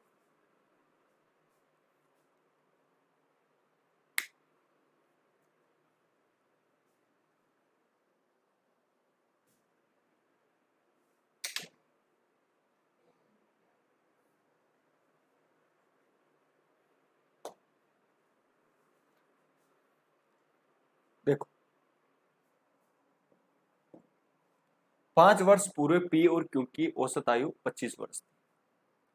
5 वर्ष पूर्व पी और क्यू की अगर मैं बात करूं, तो इन दोनों की जो औसत आयु थी वो कितनी थी, 25 थी।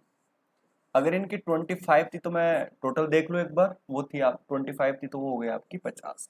लेकिन ये कंडीशन कब की है, ये कंडीशन है 5 वर्ष पूर्व की। अगर ये 5 वर्ष पूर्व की है तो मुझे आज वर्तमान में मैं लेके आऊं इनको, मैं इनको वर्तमान में लेके आ जाऊं, यानी प्रेजेंट में मैं इनको लेके आऊं, तो मुझे बताओ कितना जोड़ना पड़ेगा। आप कहेंगे सर 10 जोड़ दूं, तो मैं वर्तमान में आने के लिए इनमें 10 जोड़ दूंगा।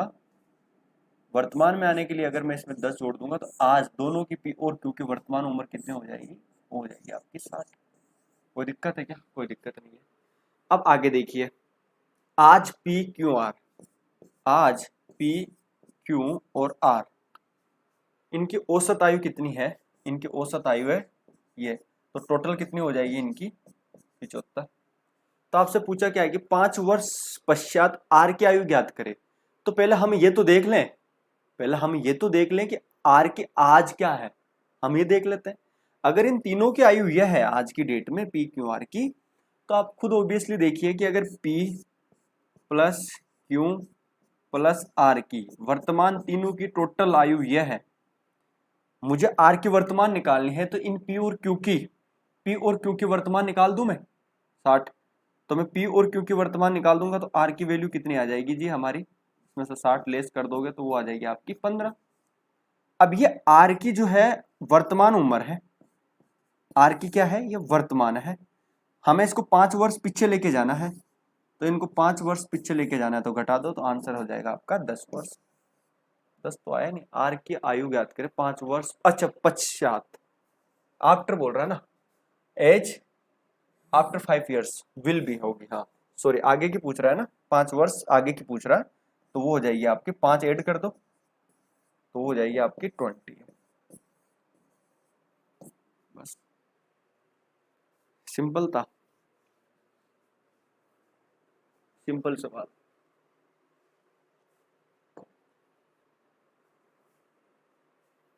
ये तो इजी सा सवाल है होमवर्क आपके लिए, ये तो आप खुद करोगे, इसमें कोई दिक्कत नहीं है। ठीक है, अरे कर लोगे कि नहीं, कर लोगे, क्या करना है, 10 को मल्टीपल करना है 17 से, तो ये हो गया आपके 170। और इसके बाद में 16 को 9 को आपको 16 से करना है, तो ये आपका कितना होता है 160, यानी 144 हो गया। 144 घटाओगे तो आंसर 16 ही तो आना है, आंसर 16 आना है, और यही आपसे पूछा है, बस आंसर आ जाएगा। ठीक है,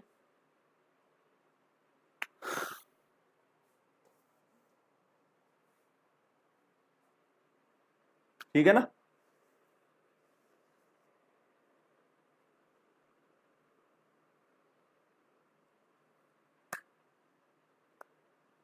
भाई 10 का ये और 9 का ये, आगे देखो। ये काफी अच्छा सवाल है। ये जो बॉक्स है ना, इनको बॉक्सों को हटाएंगे, ये थोड़े से अटपटे लग रहे हैं ना।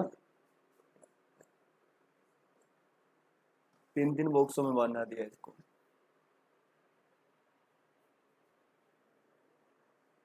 इसको देखो, 8 क्रमागत संख्याओं का औसत, उनमें सबसे छोटी और सबसे बड़ी संख्या कौन सी। ये सवाल मैंने आपको कराया है, ठीक है, मोस्ट सवाल है ये मैंने आपको कराया है, ठीक है।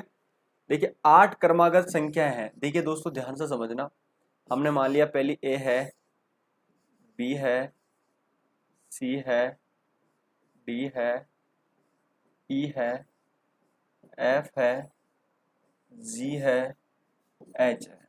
मेरा नाम आता 8 पे एच। अब देखिए दोस्तों 8 क्रमागत संख्याओं का औसत कितना ही है।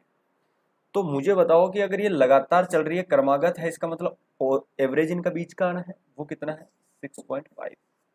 अब यहां से हम वेरीफाई कर सकते हैं ना, पहली कौन सी होगी, ये कौन सी होगी। अगर ये बीच में है तो आधा बड़ा होगा, तो ये कौन सी होगी हमारी, बड़ी होगी। ये हमारी 8 हो गई, ठीक है, ये हमारी 9 हो गई, ये हमारी 10 हो गई। बेग चलेंगे यहाँ से इसमें से घटाएंगे तो ओबियसली बात है ये 6 ही हो गई होगी, ठीक है, ये 5 हुई होगी, ये 4 हुई होगी, और ये 3 हुई होगी। आपसे पूछा क्या है, तो उनमें सबसे छोटी और सबसे बड़ी संख्या का औसत बताओ। तो सबसे छोटी तो हमारी ये है, और सबसे बड़ी हमारी ये है, इनका औसत चाहिए हमें।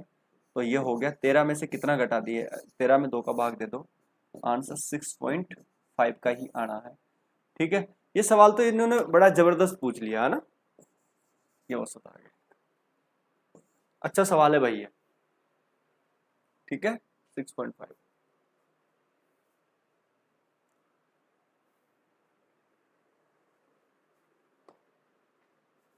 इसको देखो, कर लोगे ना, ये सवाल इजी है, करना आप, है ना। 510 में 30 पेन और 35 पेंसिल खरीदी गई, एक पेंसिल का मूल्य ये है।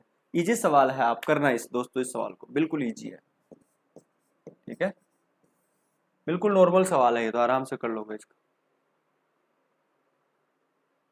ये देखो, ये बताता हूं मैं आपको।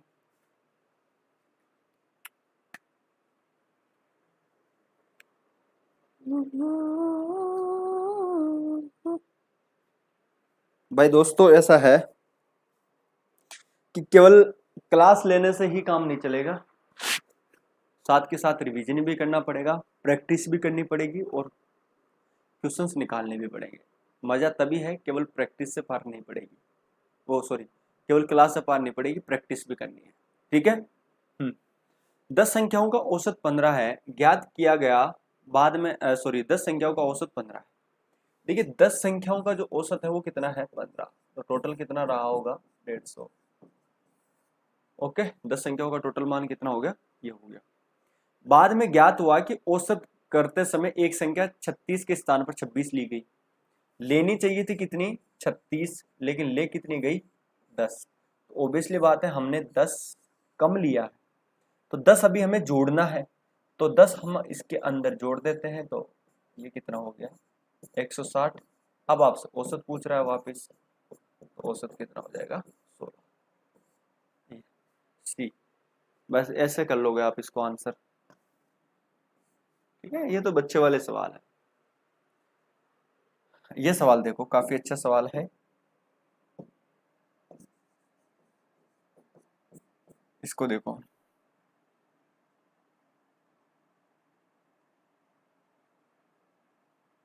ना, ना, ना।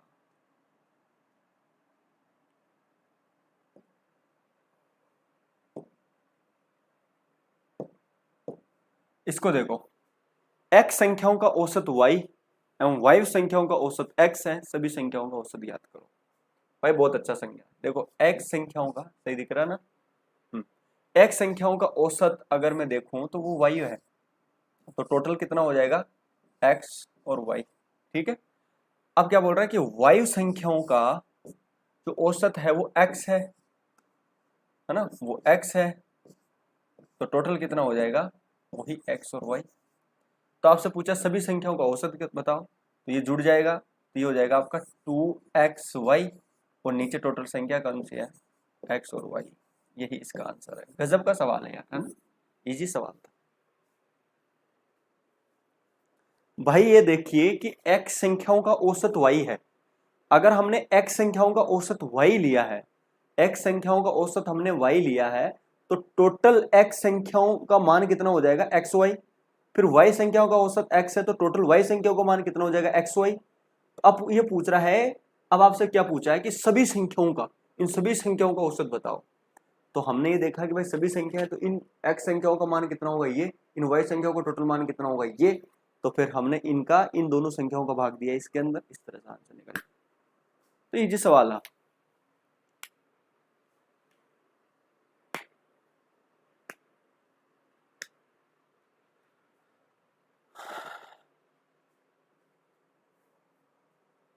तीन संख्याओं का औसत यह है, सबसे बड़ी संख्या 195, इन दो संख्याओं का अंतर 20 और सबसे छोटी संख्या याद करो।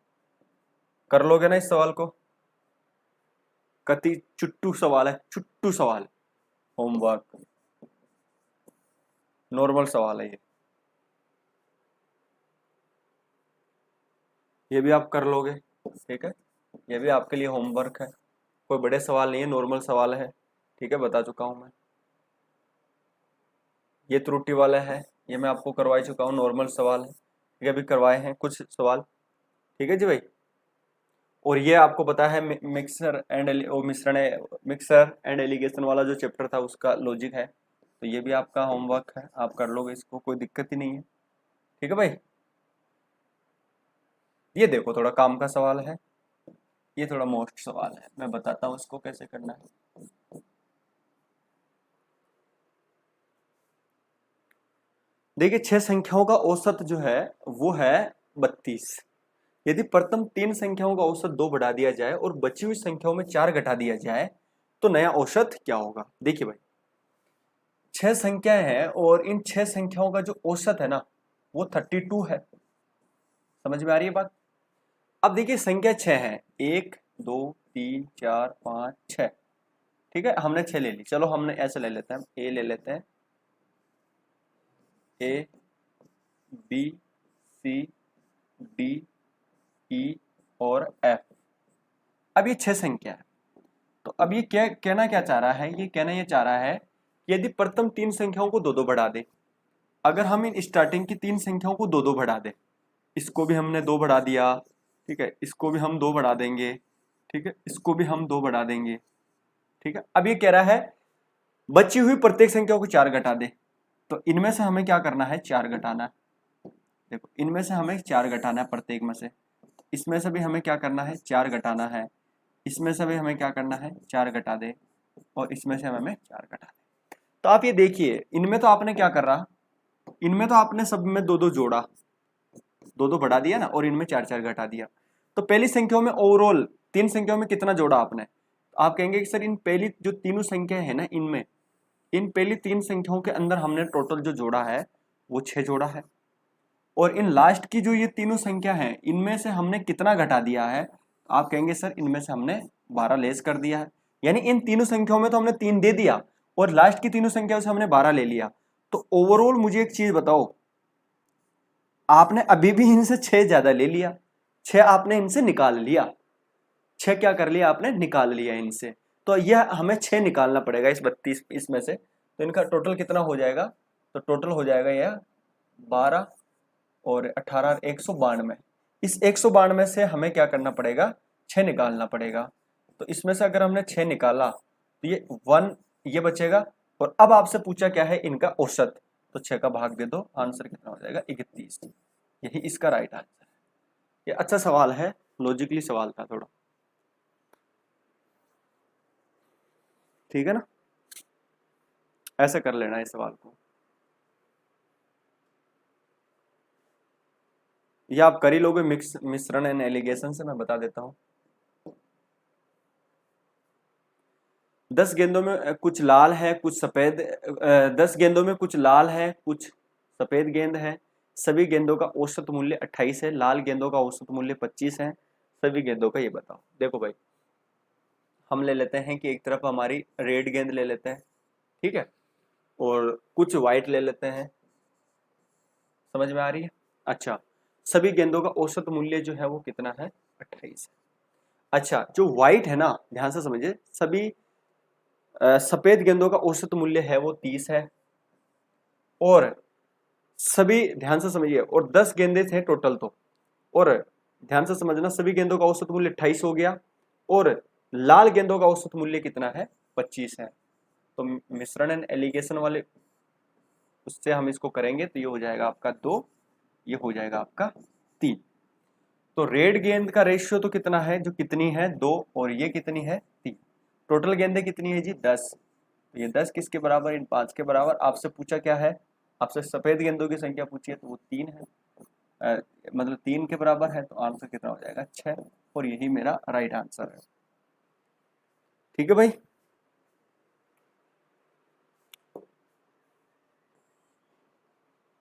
चलो भाई दोस्तों, अब आज की क्लास, कोई सवाल रह गया क्या इनमें कोई?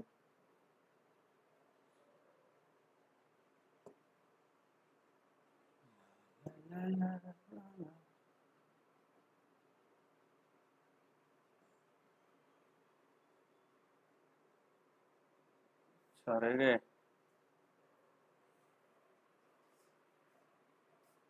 चलो ये 2 और कर लेते हैं फिर, और क्या, ये रह गए, ये और कर लेते हैं ना।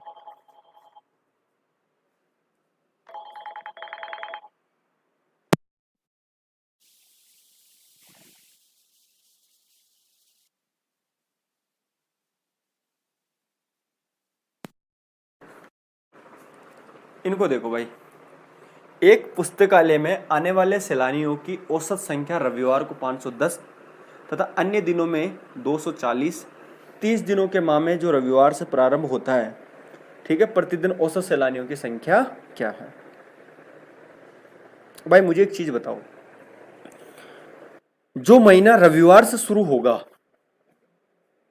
मान लो कि आज 1 तारीख है और 1 तारीख को ही रविवार है, 1 तारीख है, 1 तारीख को ही रविवार है, तो मैं आपसे एक पूछता हूं कि 30 दिनों के अंदर कितने रविवार पड़ेंगे, 30 तारीख तक, 30 दिनों तक? तो आप कहेंगे सर 5 पड़ेंगे, एक ये हो गया, ठीक है, समझ में तो आ रही है ना। इस तरीके से टोटल 5 पड़ेंगे। तो अगर 5 पड़ेंगे कि नहीं पड़ेंगे, आप कहेंगे सर 5 रविवार पड़ जाएंगे। तो 5 रविवार अगर हमारे पड़ रहे हैं, और देखिए तो बाकी 25 दिन, तो 5 तो रविवार पड़ गए, यानी 5 दिन तो, और बाकी 25 शेष डेज है। अब देखिए दोस्तों, क्या कह रहा है कि औसत संख्या रविवार को 510 आ रही है, यानी रविवार को कितनी आ रही है जी? आप कहेंगे सर 510 आ रही है, तो 5 दिन में कितने आ जाएंगे टोटल? आप कहेंगे सर 2550 आ जाएंगे। तो बाकी 25 दिन पे कितने लोग आ रहे हैं? 25 दिनों में वो आ रहे हैं आपके 240 लोग। तो इनको आप कर दीजिए एक बार, देखिए ये 0 हो गया, 25 चौक 100, फिर 10, और ये हो गया आपका 60। तो ये टोटल कितना बन रहा है? ये बन रहा है ना 6000, 6000 बन रहा है टोटल। तो जोड़ दोगे आप इनको, तो जोड़ोगे तो ये कितना बन रहा है आपका? 8500 बन रहा है, 8550। तो आपसे पूछा गया कि प्रतिदिन औसत सैलानियों की संख्या कितनी है, तो 30 का इसमें भाग दे दो आप, तो 10 से 10 कट गया, ठीक है जी। तो देखो ये हो जाएगा 6, फिर ये तो कुछ, हाँ ये 6 हो गया, फिर 2 हो गया, 8 या 24, ठीक है, फिर कितने ना बच जाएगा 1, और ये हो जाएगा आपका 285। ये इसका राइट आंसर, ठीक है जी, ये इसका राइट आंसर। चलो आगे देखो, आज का लास्ट सवाल हमारे एवरेज का, आज एवरेज हम खत्म कर रहे हैं और ये लास्ट सवाल है, ठीक है। टाइम भी हो रहा है, लगभग टाइम हो गया है, और ये लास्ट सवाल है, काफी इंपॉर्टेंट सवाल है, देख लो कैसे करना है। कि एक परीक्षा में छात्रों के प्राप्तांकों का औसत 60 पाया गया। देखिए दोस्तों मेरी बात को ध्यान से समझना, कितना पाया गया है?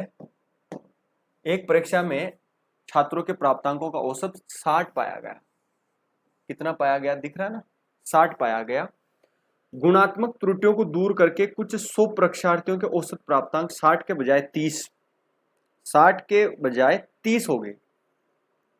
अब यार एक चीज समझिए, थोड़ा सा लॉजिकली सवाल को देखते हैं कि गुणात्मक त्रुटियों को दूर करके कुछ 100 परीक्षार्थियों के जो औसत प्राप्तांक 60 के बजाय 30 हो गए और सभी परीक्षार्थियों से संबंधित औसत ये कितने हो गए 45 अंक तक कम हो गए हैं। तदनुसार उस परीक्षा में कुल कितने उम्मीदवार थे। मुझे एक चीज समझाइए थोड़ा सा कि जी हुआ क्या चीज है कि कुछ त्रुटियां हुई है, मतलब गुणात्मक त्रुटियों को दूर करके। देखिए 60 था एवरेज, ठीक है जी। अब हुआ क्या है कि कुछ 100 परीक्षार्थियों के, परीक्षार्थी कितने थे 100, इनको पहले कितने दिए गए ये समझने वाली बात है। इनके औसत प्राप्तांक 60 के बजाय 30 हो गए। मुझे एक चीज बताओ कि इनके जो औसत प्राप्तांक थे वो पहले कितने थे 60 थे, लेकिन अब कितने हो गए 30 आ गए। तो मुझे एक चीज बताओ, अगर औसत प्राप्तांक अब 30 रह गए तो ओवरऑल इनको नुकसान कितना हुआ होगा। आप कहेंगे सर टोटल 100 विद्यार्थियों को 3000 अंकों का नुकसान हुआ होगा। ये 3000 अंक कम हो गए, कहने का मतलब इस गुणात्मक त्रुटियों को दूर करने के लिए 100 परीक्षार्थियों के, ठीक है, क्योंकि 60 के बजाय 30 अंक हो गए उनके औसत प्राप्तांक 60 के बजाय 30 ही हो गए। तो मुझे पता चला कि इनके 100 के कितने हो गए 3000। इस 3000 कमी की वजह से हुआ क्या कि जो हमारा औसत है ना, वो औसत सभी परीक्षार्थियों का औसत है वो 45 अंक तक कम हो गया। अच्छा 45 अंक तक कम हो गया। मुझे एक चीज बताओ 45 अंक तक कम हो गया, इसका मतलब मुझे एक चीज बताइए कि हमारा जो एवरेज रह गया है वो कितना रह गया है 45 तक कम हो गया। इसका मतलब कितने की कमी हो गई है औसत में हमारे में 15 की कमी हो गई। और ये 15 की कमी किसकी वजह से हुई है इस 3000 की वजह से, ठीक है। तो ये 15 किसके बराबर 3000 भाग दे दोगे यहां से तो आंसर कितना आ जाएगा 200, और यही मेरा राइट आंसर। ठीक है दोस्तों, तो आज की क्लास यही होती है हमारी खत्म। इसकी पीडीएफ जो है ऐप पे मिल जाएगी, स्टडी मटेरियल वाला जो सेक्शन है वहां पे इसकी पीडीएफ मिल जाएगी आपको प्रॉपर वे में, ठीक है। और अब अगला जो चैप्टर हम शुरू कर रहे हैं वो हम करेंगे एलसीएम एचसीएफ वाला चैप्टर हम शुरू करेंगे, ठीक है। एलसीएम एचसीएफ ये वाला ये मैं कल शुरू करूंगा। और एवरेज हमारा खत्म हो रहा है, लगभग हम अब तक कितने चैप्टर पढ़ चुके हैं 14 चैप्टर हम अब तक पढ़ चुके हैं। अब 4-5 चैप्टर मुश्किल से बचे हुए हैं हमारे मैथ में। और इसके अलावा देखिए अब कौन कौन से चैप्टर बचे हुए हैं मैं आपको बता देता हूँ। एक तो टाइम एंड वर्क बचा हुआ है, और इसके अलावा एक टाइम एंड वर्क पाइप वाला बचा हुआ 2 चैप्टर तो वो बचे हुए हैं। एक मिक्सर एंड एलिगेशन बचा हुआ है, ठीक है। एक मिश्र समानुपात बचा हुआ है, तो 4 चैप्टर ये हो गए। एक मेंसुरेशन बचा हुआ 5, और एक घातांक करनी बची हुई है 6, और बस 6-7 चैप्टर ही है मेरे ख्याल से अब तो, बाकी एंड में है। और लगभग मैथ का सिलेबस है वही, कुछ फाउंडेशन की क्लास से मैंने आपको यहाँ दी है, वो सारी क्लासें दे चुका हूँ मैं आपको। और अच्छी तैयारी हमारी चल रही है नो डाउट, साथ में प्रैक्टिस करो सब कुछ ठीक हो जाएगा। तो 14 चैप्टर ऑलमोस्ट हम खत्म कर चुके हैं और अब हम आगे की तरफ बढ़ रहे हैं, ठीक है जी भाई। चलो तो इस क्लास में इतना ही। वीडियो पसंद आ रही हो तो लाइक का साइन जरूर भेजें, चैनल से जरूर सब्सक्राइब कर लें। धन्यवाद, जय हिंद, वंदे मातरम।